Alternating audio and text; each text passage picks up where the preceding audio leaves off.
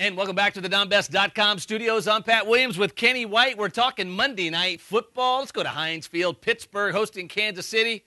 Kenny, let's state the obvious. Did anybody think Kansas City would be this bad this season? Well, I don't think it's obvious. I think most people thought Kansas City was going to have a good year, especially after Romeo Cornell finished the 2011 season 2-1, and the team showed a lot of promise. We thought this would be a good year for Kansas City.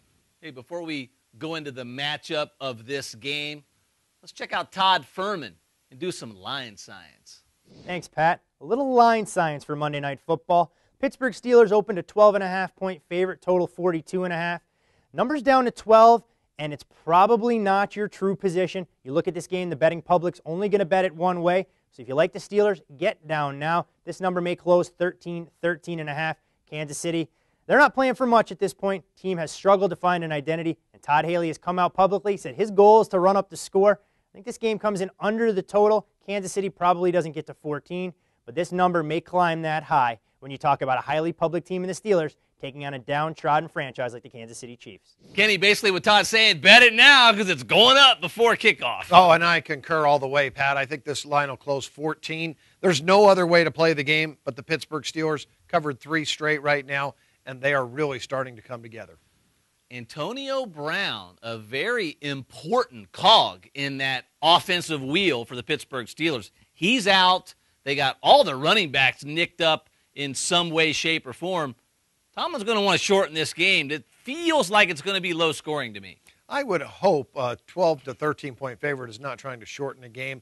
I think they're going to use some other guys to get him in there. And I've always said running backs and wide receivers are a dime a dozen. I think you're going to see 2 guys step up and be stars in this football game. Ike Redmond should have another big game for the Steelers. All right, so this line, double digits plus the largest number that Pittsburgh's had to lay all season's 5.5 against Tennessee.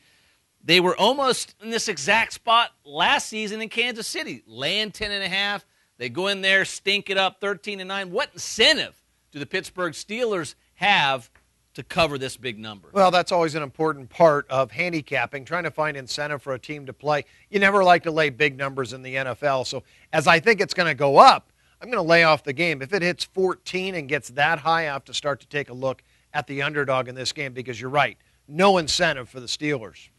The good news is for Steelers backers, Kenny, is when Kansas City lose, they lose. 18 to San Diego, 10 to Oakland, 28 to Tampa Bay. Have they mailed it in? No, I don't think they've mailed it in at all. I just think they're a bad football team right now. A lot of injuries on the offensive line. Still have Jamal Charles and also Matt Castle. He's getting the nod because Brady Quinn's out with a concussion, but Castle should be the starting quarterback. He's a 1.5 better than Brady Quinn, and I think Kansas City could be a little competitive here because you brought up the key point. What does Pittsburgh really have to play for? All right, good stuff from Kenny White and Todd Furman. I'm Pat Williams. Good luck on your selections. Monday Night Football action. We'll see you right back here at DonBest.com.